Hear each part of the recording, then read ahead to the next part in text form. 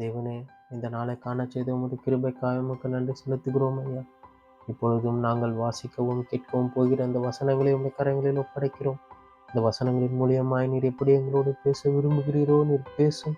உம்முடைய வசனங்கள் எங்கள் இருதயத்தை புடமிட்டு உமக்கென்று எங்களை அர்ப்பணிக்க நீர் கிருபையை தந்து காத்துக்கொள்ளும் முடியும். எண்ணிக்கொண்ட அச்சரமாக இயேசுவின் நாமத்தில் ஜெபிக்கிறேன் பிதாவே.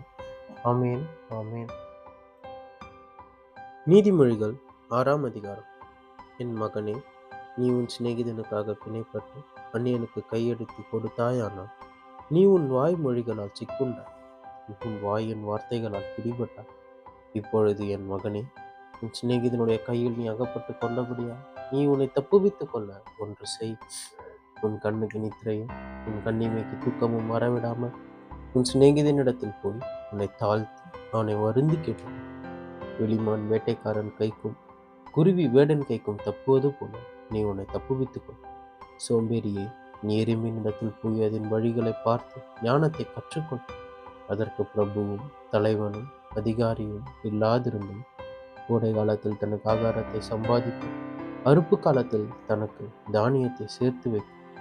சோம்பேறியே, நீ எவ்வளவு நேரம் படுத்திருப்பாய்? எப்பொழுதும் தூக்கத்தை விட்டு எழுந்திருப்பாய். இன்னும் கொஞ்சம் தூங்கட்டும், இன்னும் கொஞ்சம் உறங்கட்டும், இன்னும் கொஞ்சம் கை முடக்கி கொண்டு நித்திரை செய்யட்டும் என்பாயோ? உன் தரித்திரம் அழிப்போக்கனைப் போலவும் உன் வறுமை ஆயுதம் அணிந்தவனைப் போலவும் வரும். வேலையாளின் மனுஷனாகி ஒரு துன்மார்க்கன் ஆகடியம் பேசி திரிகிறான். அவன் தன் கால்களால் செய்கை காட்டி தன் கால்களால் பேசி தன் விரல்களால் போதனை செய்கிறான். அவன் இருதயத்திலே திரியாவரம் உண்டு, இடைவிடாமல் பொல்லாப்பை பிணைத்து வழக்குகளை உண்டு பண்ணுகிறான்.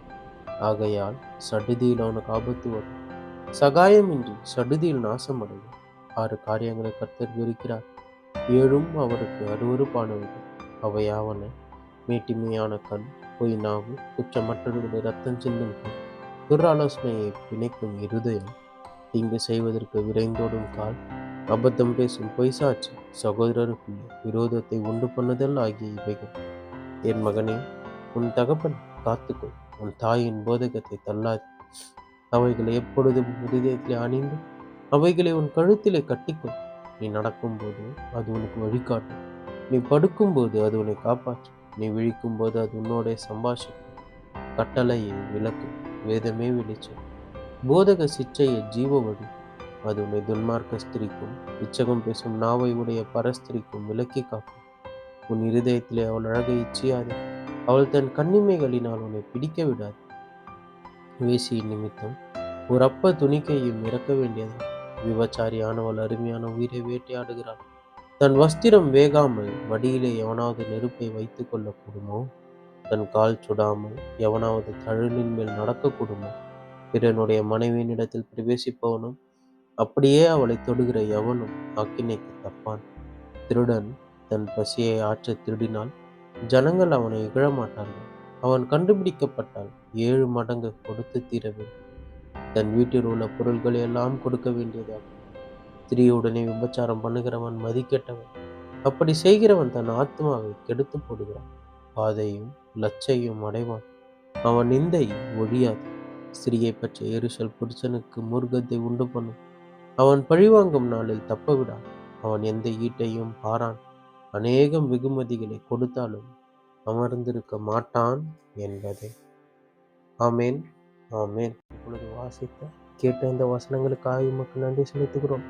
ஒவ்வொரு நாளும் உமது வசனங்களை கேட்கவும் அதன்படி நடக்கவும் இன்னும் அந்த கிட்டி சேரவும் எங்களுக்கு நீர் கிருபையை தந்து நீர் நடத்தும். நீர் எங்களோடு இரு. நாள் முழுவதும் உடைய கிருபை எங்களை தாங்கி கொண்டு நாங்கள் உண்மை பற்றி கொண்டு எப்பொழுதும் உம்முடைய சமூகத்தில் தரித்திருக்கிறவர்களாய் மாற்றி எங்களை நீர் நடத்தும். நீர் ஆசீர்வதித்து காத்து பாதுகாத்து கொண்டு இயேசுவின் நாமத்தில் ஜெபிக்கிறேன் பிதாவே. ஆமேன், ஆமேன்.